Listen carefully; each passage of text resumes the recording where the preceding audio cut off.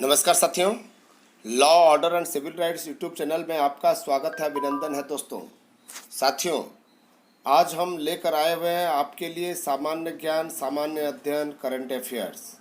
साथियों, समय अभाव के कारण जो है यहाँ पर हम जो है कुछ भी एडिट नहीं कर पाए हैं। साथ ही साथ आपको जो है क्वेश्चन की संख्या भी कम है, लेकिन कंटिन्यू बनाए रखने के लिए यानी कि हम आज का जो क्वेश्चंस है यानी कि वीडियो है, हम इसको मिस नहीं करना चाहते थे। मैं तो सोचा था कि आपको आज कोई क्वेश्चन दे नहीं पाऊँगा, समय अभाव है। उसके बावजूद भी मैंने कोशिश किया हुआ है कि आपके लिए कम से कम 5-6 क्वेश्चन ही लेकर जो है आपके लिए हम जो है ज्ञानवर्धन कराएं।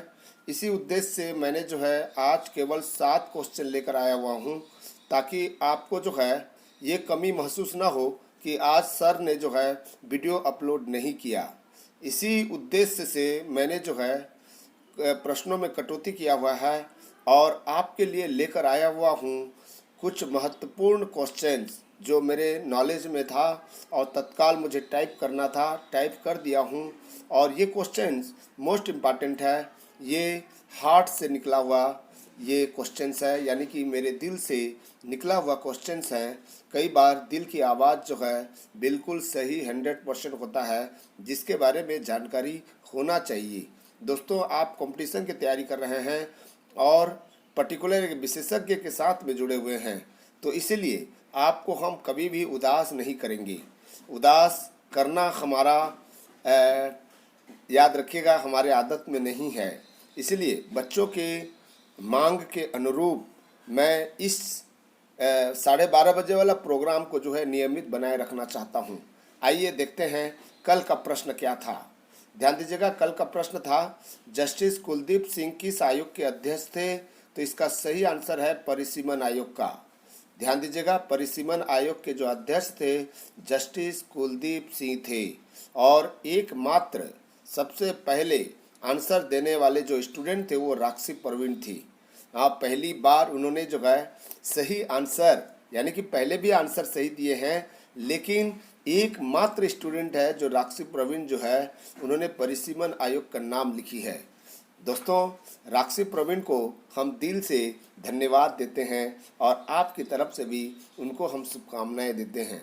दोस्तों, राक्षी प्रवीण जो है बहुत ही नियमित स्टूडेंट है और साथ ही साथ उनकी जो व्यवहार है, आदत है, वो मुझे ज़्यादा प्रभावित किया है। इसीलिए मैं राक्षी प्रवीण को बधाई देता हूँ, शुभकामनाएं देता हूँ और इस तरह से आप आगे बढ़ते चलें और जो कोई न बता सके उसका आंसर राक्षी प्रवीण बताए तो मुझे और खुशी हुआ और खुशी होगा। इसी आशा और अपेक्षा के साथ में राक्षी प्रवीण को दोबारा शुभकामनाएं देता हूं। आइए पहला क्वेश्चन देखते हैं। पंचायती राज किस सूची का विषय है? पंचायती राज किस सूची का विषय है? संघ सूची, समवर्ती सूची या फिर राज्य सूची या अवशिष्ट सूची? किस सूची का विषय है? ध्यान दीजिएगा, अनुच्छेद 246 भारत के संविधान के अनुच्छेद 246 में 3 प्रकार की सूची के बारे में बताया गया है। यानी कि आपके लिए जो है 7वीं अनुसूची के बारे में बात कर रहे हैं।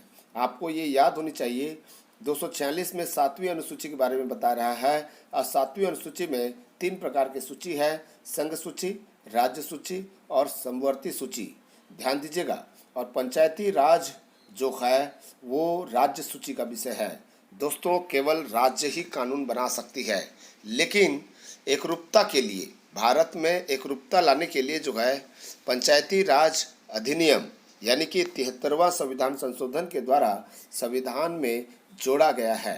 तो आपको जो है याद होनी चाहिए, ये राज्य सूची का विषय है। दोस्तों, ये क्वेश्चन बार बार पूछा जाता है यूजीसी नेट में, यूपीएससी में, पीएससी में, एसएससी में, हर एग्जाम में पूछा जाता है। आइए नेक्स्ट क्वेश्चन देखते हैं। विराट कोहली और स्मृति मंधाना को क्या मिला है? विस्टन लीडिंग अवार्ड, उत्कृष्ट क्रिकेटर अवार्ड, भारत रत्न या सर्वश्रेष्ठ क्रिकेटर? याद रखिएगा, आपको जो है दोनों चीज़ें याद होना चाहिए। भारत के पुरुष जो क्रिकेट है उसका जो कप्तान है विराट कोहली है और महिला टीम के जो कप्तान है स्मृति मंधाना है। और दोनों को जो पुरस्कार प्राप्त हुआ है वो विजटन लीडिंग अवार्ड प्राप्त हुआ है। ये विजटन जो है ये जारी किया है ये लीडिंग अवार्ड के रूप में। विराट कोहली और स्मृति मंधाना जो अभी कुछ साल से यानी कि 2018 में जो कारनामा किया हुआ है, जो सीरीज जीता हुआ है, उस सीरीज को और उनके खुद के योगदान को ध्यान में रखते हुए ये अवार्ड दिया गया है।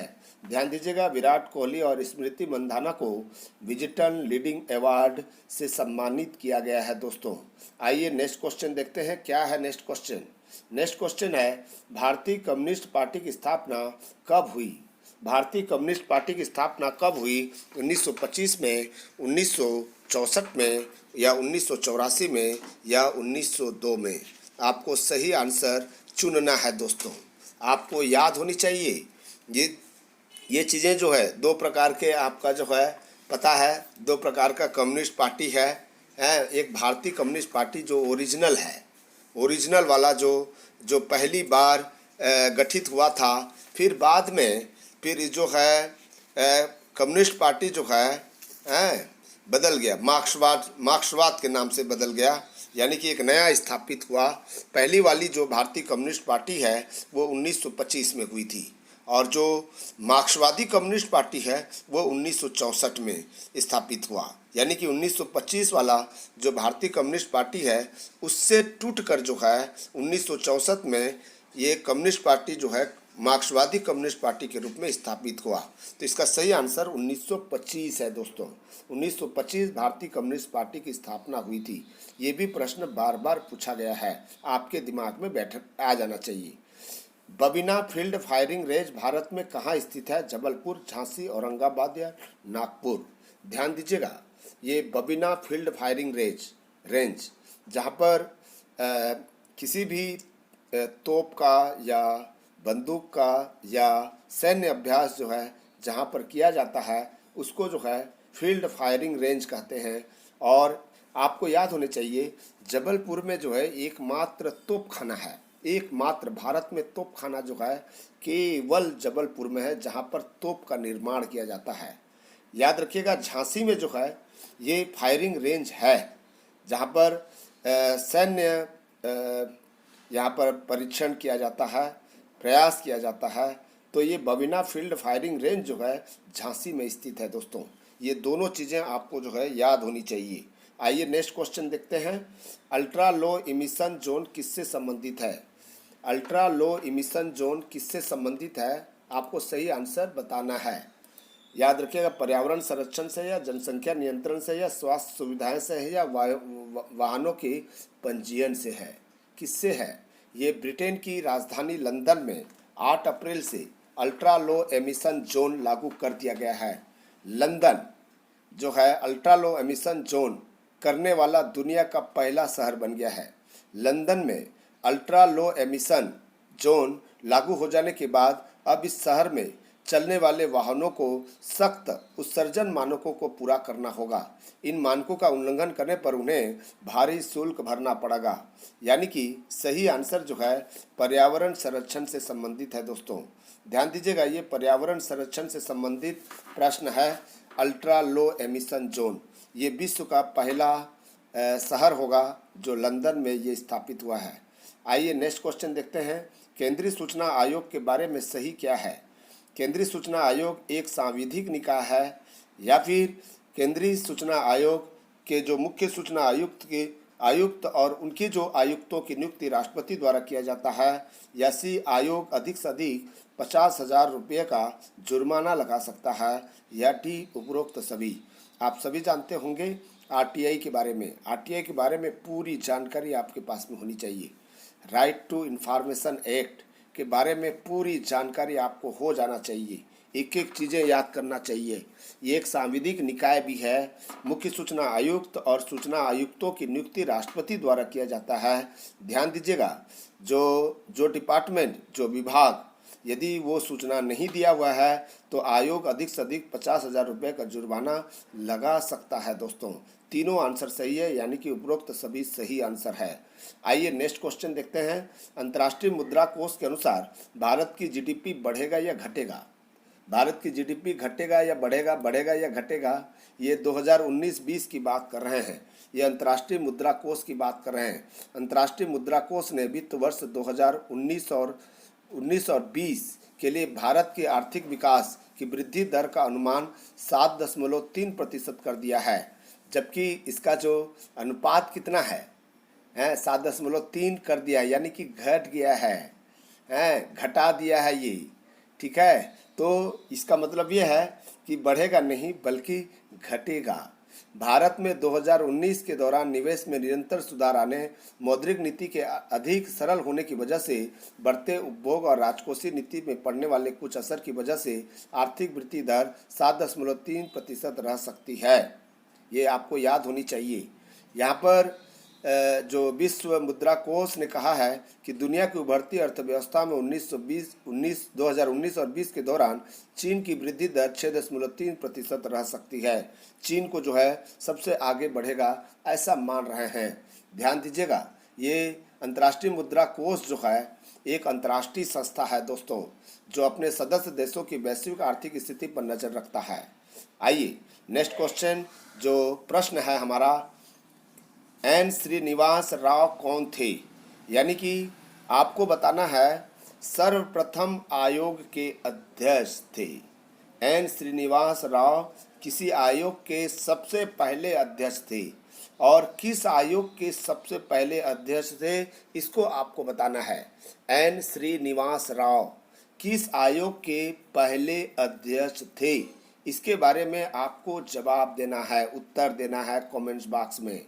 उत्तर क्या है, सही आंसर दीजिए, और विजेता को हम कल शुभकामनाएं देंगे, शुभ आशीष देंगे। साथियों, ये हमारी प्रयास आपको ठीक लगे तो जरूर जरूर जरूर कमेंट्स बॉक्स में लिखिएगा। मैं क्षमा प्रार्थी हूँ कि आपको मैं 10 क्वेश्चन नहीं दे पाया, समय अभाव के कारण जो है, अभी भी समय हो चुका है तो मैं यहाँ से आपके साथ विदाई लेता हूँ और शुभकामनाएं देता हूँ, शुभ आशीष देता हूँ। दोस्तों थोड़ा सा हमारे जो चैनल है थोड़ा सा प्रमोट कीजिए, लोगों तक आप शेयर कीजिए। अभी इतना ज़्यादा जो है शेयर नहीं हो पा रहा है आप लोगों से, तो कृपया करके मैं निवेदन कर रहा हूँ कि थोड़ा सा ज़्यादा शेयर करें। मैं सब्सक्राइब करने की बात नहीं कर रहा हूँ और न ही मैं लाइक करने की बात कर रहा हूँ। आपकी इच्छा है सब्सक्राइब करें या लाइक करें, लेकिन शेयर ज़रूर करें ताकि लोगों तक जो है ज़रूर ये पहुँच जाए। हमारा उद्देश्य है ज़्यादा से ज़्यादा लोगों तक ये मैसेज जाए। मैं विदाई लेता हूँ, क्षमा प्रार्थी हूँ। धन्यवाद, नमस्कार, थैंक यू।